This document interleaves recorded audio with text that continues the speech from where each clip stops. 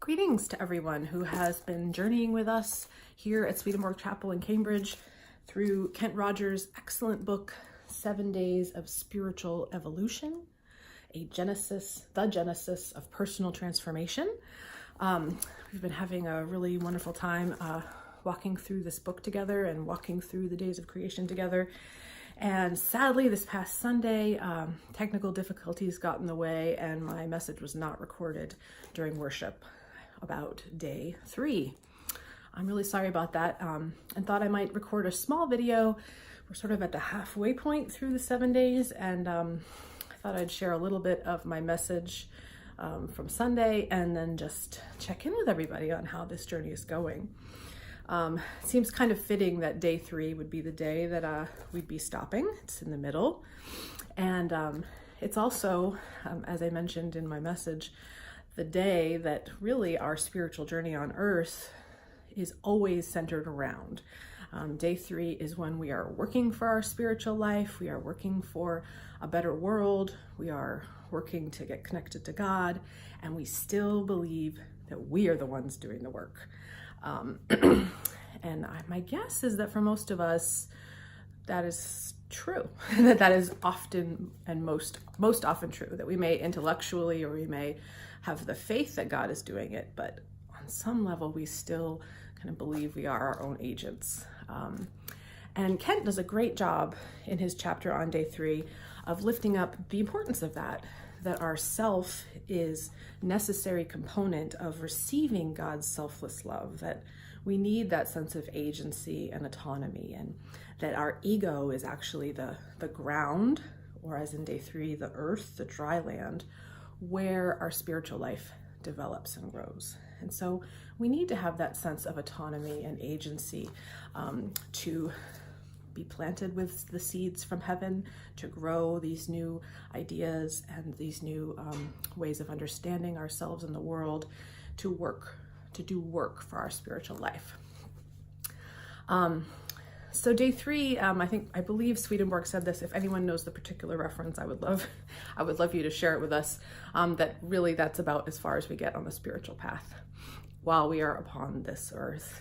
And as we move on to the later days of creation, I think we'll see that we get tastes of those days further on in the journey, and that is partly what draws us on and draws us forward, but that on some level we're always going to be needing to do the work of motivating ourselves and believing, acting as if we are I believe Kent uses the phrase, captains of our spiritual journey. One of the reflections I offered during worship was that it's quite interesting, and I find it very meaningful that Kent emphasizes the importance of the self and the importance of the ego, because I think that this is really, really, really important to lift up, because throughout Christian history, there's been a lot of emphasis on getting to that place of selfless love, getting to the place of realizing that God is doing everything for us and that we are merely vessels and recipients of God's life. But so much emphasis on that it has been difficult, I think, for people to see the value of their individual selves. And particularly for people who have been marginalized or who have not had the freedom and the autonomy to develop much of a sense of self. I think certainly the history of women in the Western world and really in most parts of the globe have had that experience of always being told to put other people's needs before their own, to care for and to act selflessly has been something they've been trained to do, and really continues to exist in our culture today.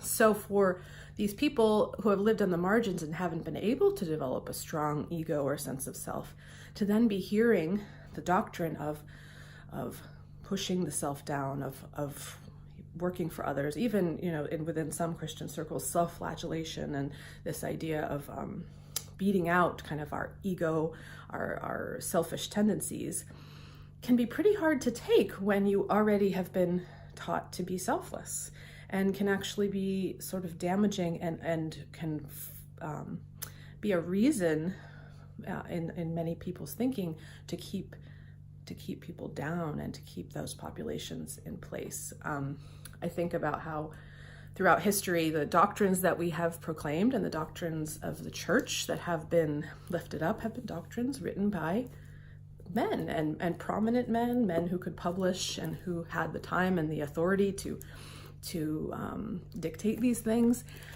Men who probably had very well-developed egos.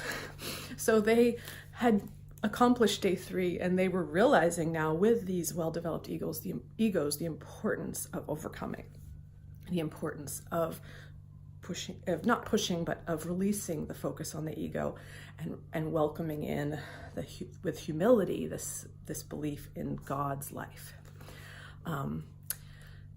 So I really appreciate that Kent focuses on the importance of the ego on the spiritual path, that it's not just to be pushed down. And I've reflected on this and thought perhaps part of the reason we stay at day 3 is there's still so much work to do in our world to till the soil, to work at this activity of loving one another, to get to a place where all people do have the freedom and the resources and the ability to develop a strong sense of self and a strong sense of autonomy and power and ego.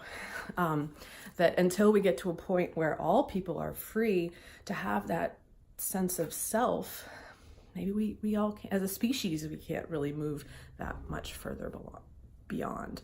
That it's our responsibility to our fellow neighbor to work to create a world where people have the space to go on this journey. And Jesus, certainly this was the Lord's message when he came to earth, that the first shall be last, lifting up the lowly, empowering those on the margins who didn't feel that they had any power. So the message of God, when God came to earth, was to lift up those populations. And I think that continues to be our primary work, is to lift up the lowly, to help all persons feel that sense of love, of worthiness, of power. And then once we're all there, then we can really go the next step to relinquishing that power, to realizing that is God doing the work within us, that all of this ego that we are gifted on our journey on earth is a gift and comes from the Lord. But we have to get to a place of seeing that power, of having the freedom to develop that sense of autonomy and power before we can move on. So I would love to hear other reflections. Our discussions online haven't really taken off that well. I know this is being shared on a lot of different platforms, but however you are on the journey with us, we're just really glad you are. This is a sacred walk, and it's wonderful to be able to do it together, even from our disparate locations. And I hope all of you will be able to tune in with our visit when Kent comes to Cambridge. He's going to be coming April 7th with his wife, and he'll be offering our sermon during worship and organizing some discussion after worship. I will do my best to have no technical difficulties that day so that we have his visit with us recorded and we can share it on a broader scale with all of you who are tuning in from afar. So blessings on your journey. May your work in day 3 feel good, even though it will feel still like work. But I pray that you are finding ways to be useful, to reach out to your fellow neighbor, and to, maybe you're asking the question this week, how are you participating in the work of tilling the soil of this earth, of using the power you've been given by God, your own ego and sense of self, to lift up others so that we can all, as one community, be on this path together. So many blessings, and I will hope to see you next week. All right, bye.